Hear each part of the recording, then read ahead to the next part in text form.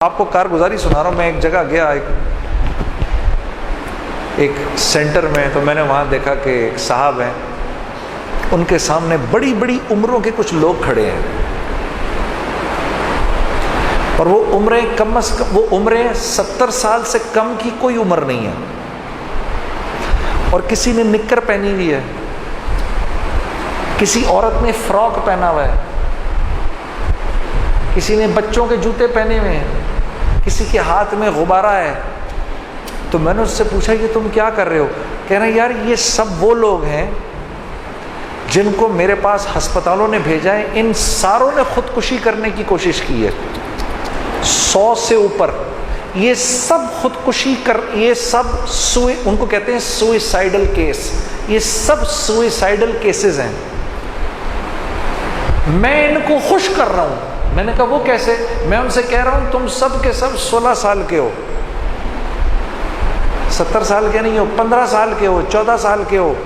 میں نے ان کو وہ کپڑے پہنائے ہیں. میں نے کہا لیکن تمہارے کہنے سے یہ ہو جائیں گے 17 سال کے؟ کہتے کچھ دن تو جئیں گے نا، کچھ دن تو جئیں گے. مجھے ایسے لگا جیسے میرا گلا بند ہو گیا ہے، کسی نے میرا گلا بند کر دیا ہے. مجھے اپنے اوپر اتنی شرم آئی. میں نے کہا یا خدایا، کاش کہ میں ان کو بتا سکوں کہ میرے پاس وہ گولی ہے تمہارے لیے، اگر تم لوگوں نے ایک دفعہ کھا لی ہمیشہ ہمیشہ کے لیے خوشی تمہارا مقدر بن جائے گی. لیکن میں ان کو وہ گولی کھلا نہیں سکا.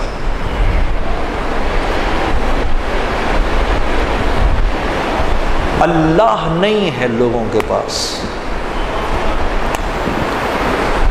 الا بذکر اللہ تطمئن القلوب. ہاں، وہ لوگ اپنی زندگیاں دوبارہ شروع کرنے کی کوشش کرتے ہیں.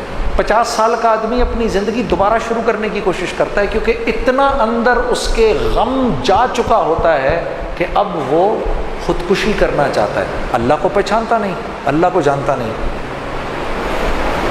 میرے عزیز دوستو، اتنی باہر کی دنیا آپ کا انتظار کر رہی ہے، وہ سب آپ کا انتظار کر رہے ہیں.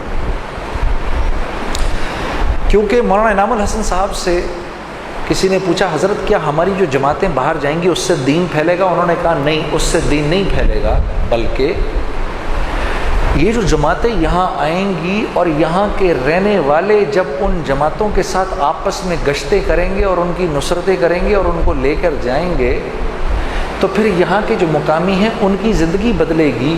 ان کی بدلتی ہوئی زندگی کو جب غیر دیکھیں گے، کیونکہ یہ لوگ غیروں کے ساتھ رہتے ہیں، تب غیروں کی زندگیاں بدلیں گی.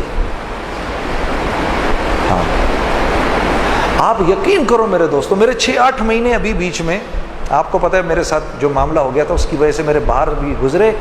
میں خون کے آنسو رو کے واپس آیا ہوں، اور کہ یا اللہ یا اللہ، جن کے اتنے اچھے اخلاق ہیں، جن کے اتنے اچھے معاملات ہیں، میرے دوستو یقین کرو وہ جھوٹ ہی نہیں بولتے. انہیں پتہ نہیں جھوٹ کیا ہوتا ہے. ان کے نزدیک شاید کسی کو قتل کر دینا اتنا بڑا جرم نہیں ہے جتنا جھوٹ بولنا جرم ہے.